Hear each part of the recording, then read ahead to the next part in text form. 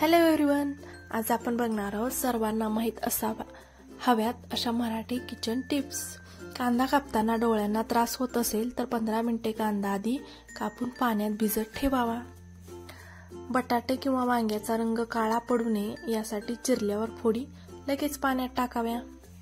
गोड पदार्थ नेहमी जाड भांड्यात करावा, त्यामुळे भांडे करपणार नाही।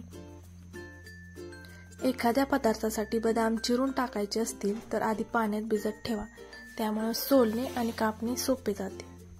लाकडी चॉपिंग बोर्ड वापरल्यास फळं आणि भाज्या चिरताना चाकूची धार कमी होत नाही। कांद्याची साल डोक्यावर किंवा कानाजवळ ठेवल्यास कांदा कापताना डोळ्यांना त्रास होत नाही। शेंगदाणे लवकर सोलण्यासाठी भाजताना शेंगदाण्यांना पाण्याचा हात लावावा। भेंडीच्या भाजीत 1 चमचा दही मिसळले किंवा 2-3 थेंब लिंबू टाकले तर चिकट होत नाही। व्हिडिओ आवडला असेल व्हिडिओला लाईक करा आणि चॅनेलला सबस्क्राइब करा।